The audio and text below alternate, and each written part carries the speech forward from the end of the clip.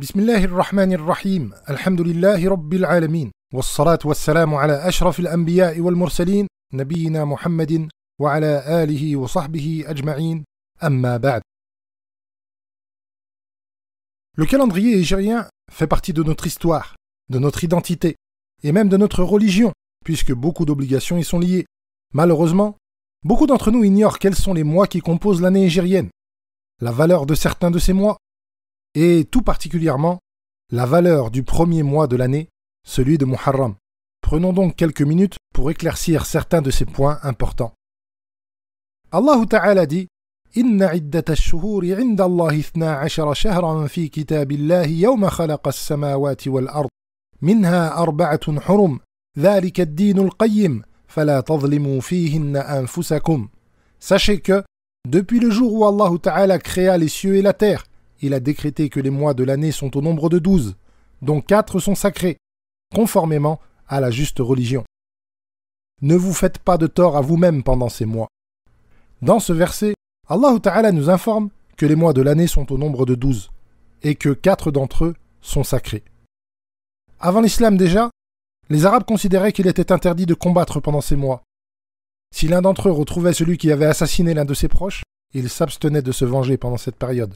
Mais lorsque l'envie de combattre les prenait, il se permettait d'avancer ou de reculer ces mois qu'Allah Ta'ala avait rendus sacrés. Allah Ta'ala blâme donc leurs agissements dans ce verset et nous interdit de faire du tort à nos propres personnes en commettant des péchés pendant cette période, c'est-à-dire pendant les mois sacrés. Bien sûr, il est interdit de désobéir à Allah tout au long de l'année, mais l'interdiction de lui désobéir pendant les mois sacrés est mentionnée spécifiquement dans ce verset, car les péchés commis pendant cette période sont aggravés du fait de la grande importance de ces mois auprès d'Allah. C'est pour cela qu'Ibn Abbas radiallahu anhuma a dit « Allah Ta'ala choisit 4 mois qu'il rendit sacrés, il accentua leur importance et fit que les péchés qui y sont commis soient aggravés et que la récompense des bonnes œuvres y soit plus grande. » D'après certains savants, c'est pour leur importance que l'on appelle ces mois hurum, c'est-à-dire sacrés. Pour d'autres, c'est parce qu'il est haram, c'est-à-dire interdit, de combattre pendant ces mois qu'on les nomma ainsi. Cette interdiction de combattre pendant cette période fut ensuite abrogée d'après l'avis de nombreux savants. Les 4 mois sacrés sont mentionnés par le prophète sallallahu alayhi wa sallam dans le hadith que rapporte Abu Bakrah radiyallahu anhu. Le prophète sallallahu alayhi wa sallam dit « Le temps est redevenu comme il l'était le jour où Allah créa les cieux et la terre. L'année est composée de 12 mois, dont 4 sont sacrés.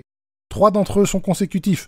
Dhul Qi'dah, Dhul Hijjah et Muharram, et le 4e est Rajab de Mudar, qui se trouve entre Jumada et Sha'ban.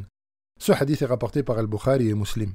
Dans ce hadith, la parole du messager d'Allah sallallahu alayhi wa sallam, le temps est redevenu comme il l'était le jour où Allah créa les cieux et la terre, signifie que le décompte des mois de l'année et leur enchaînement sont redevenus comme Allah Ta'ala l'a légiféré, contrairement à ce que les gens commettaient dans le passé, en se donnant la liberté d'avancer ou de reculer, d'ajouter ou d'enlever un mois. Le prophète sallallahu alayhi wa sallam mentionna ensuite que les 4 mois sacrés sont les suivants. Dhul Qi'dah, Dhul Hijjah et Muharram, qui sont 3 mois consécutifs. Avant l'islam, l'interdiction de combattre pendant ces 3 mois permettait de se rendre au pèlerinage pendant le mois de Dhul Qi'dah, d'accomplir le pèlerinage pendant le mois de Dhul Hijjah et de rentrer chez soi pendant le mois de Muharram. Le 4e mois sacré est celui de Rajab. Le prophète sallallahu alayhi wa sallam dit dans ce hadith que c'est le mois de Rajab de Mudar, entre le mois de Jumada et celui de Sha'ban.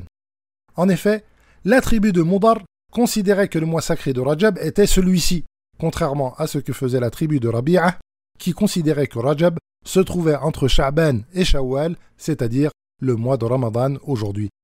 Le prophète sallallahu alayhi wa sallam indiqua donc que le mois de Rajab qui est sacré est celui que la tribu de Mudar appelait Rajab et non celui nommé ainsi par la tribu de Rabi'a. Auparavant, les peuples arabes n'utilisaient pas de calendrier où les années étaient décomptées.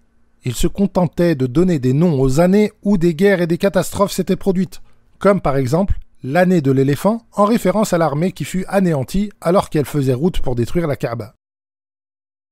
Mais, pendant le califat de Omar, radiyallahu anhu, il était devenu nécessaire de dater certains documents. Après avoir consulté d'autres compagnons, c'est l'hégire du prophète sallallahu alayhi wa sallam qui fut désigné pour débuter le calendrier, car c'est par cet événement que la vérité se distingua clairement de l'égarement. Ils choisirent aussi que le mois de Muharram soit celui qui débute l'année, car il convenait de débuter une nouvelle année après l'accomplissement du pèlerinage, comme le mentionne Ibn Kathir, rahimahullah, dans son livre Al-Bidayah wa Nihaya. Voilà donc comment le calendrier hégirien fut établi, ce qui montre à quel point il est lié à notre histoire, à notre identité et à notre religion. Et il est important pour nous de le connaître et de l'utiliser. Les mois sacrés sont, après le mois de Ramadan, les mois les plus importants de l'année. Le meilleur d'entre eux est pour de nombreux savants celui de Muharram, que nous nous apprêtons à commencer. Il est le premier mois de l'année hégirienne et possède des mérites particuliers. Le jeûne fait partie des œuvres qu'il est bon d'accomplir pendant ce mois. En effet, Abu Hurayra radiyallahu anhu rapporte que le messager d'Allah sallallahu alayhi wa sallam a dit « Le meilleur jeûne après celui de Ramadan est celui du mois d'Allah que vous nommez Muharram, et la meilleure des prières après la prière obligatoire est celle de la nuit. » Ce hadith est rapporté par Muslim. Les savants donnent différentes explications à ce hadith, puisqu'il semble indiquer que le jeûne du mois de Muharram est meilleur que celui de Sha'ban et de Shawwal, ou meilleur que celui de Arafat ou d'autres, alors qu'il n'est pas rapporté que le prophète sallallahu alayhi wa sallam jeûnait le mois de Muharram entièrement. La réponse retenue par le savant Ibn Rajab dans son livre Lata'if al-Ma'arif est qu'il faut distinguer les œuvres non obligatoires liées aux obligations et les œuvres obligatoires qui ne sont pas liées à des obligations. Les œuvres non obligatoires liées aux obligations ont une récompense plus grande que les autres. C'est pour cela que le jeûne que l'on accomplit avant le mois de Ramadan et après celui-ci pendant Sha'ban et Shawwal a donc une plus grande récompense que les autres jeûnes non obligatoires, puisqu'il est lié à l'obligation de jeûner pendant le mois de Ramadan. Il en est de même pour les prières non obligatoires. Celles appelées rawatib, accomplies avant ou après certaines prières obligatoires, ont une récompense plus grande que la prière de la nuit et le reste des prières non obligatoires d'après la majorité des savants. Le hadith indique donc que le jeûne du mois de Muharram est le meilleur jeûne non obligatoire en dehors du jeûne lié aux obligations. Ce mérite concerne le mois de Muharram dans sa globalité, car il y a certains jours dans d'autres mois pour lesquels le jeûne a une récompense plus grande que le jeûne d'un jour du mois de Muharram. Le jeûne fait partie des grandes œuvres qui rapprochent le croyant de son Seigneur. Dans un hadith qudsi, le prophète sallallahu alayhi wa sallam rapporte qu'Allah ta'ala dit « Toutes les œuvres du fils d'Adam sont pour lui, sauf le jeûne, il est pour moi, et c'est moi qui le récompense. Il délaisse ses pulsions, sa nourriture et sa boisson pour moi. » Celui qui délaisse sa nourriture, sa boisson et ses pulsions pour Allah, Allah ta'ala lui accordera en compensation nourriture, boisson et plaisir éternel. Il y aura au paradis une porte nommée Ar-Rayyan, par laquelle seuls les jeûneurs entreront. Le jeûne est une protection pour le croyant contre l'enfer. Il enseigne aux croyants à ne vouer ses œuvres qu'à Allah Ta'ala seul. C'est un secret entre lui et son Seigneur. Et c'est pour cela que nos pieux prédécesseurs redoublaient d'efforts pour le cacher et faisaient en sorte que personne ne sache qu'ils jeûnaient. Le jeûne est aussi une cause de bonheur et de joie. Le prophète sallallahu alayhi wa sallam a dit « Le jeûneur connaîtra deux joies. La première, au moment de rompre son jeûne, et la seconde, au moment de rencontrer son Seigneur. » D'ailleurs, la vie tout entière est un jeûne, où l'on s'abstient de ce qu'Allah Ta'ala nous a interdit, et où l'on redouble d'efforts pour obtenir la satisfaction de notre Seigneur. Ibn Rajab, rahimahullah, dit à ce propos « La vie d'ici-bas tout entière est un mois de jeûne pour les pieux, et la fête de rupture du jeûne sera le jour où ils rencontreront leur Seigneur.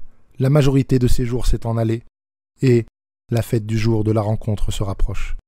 Wa sallallahu sallama ala nabiyyina Muhammad wa ala alihi wa sahbihi ajma'in.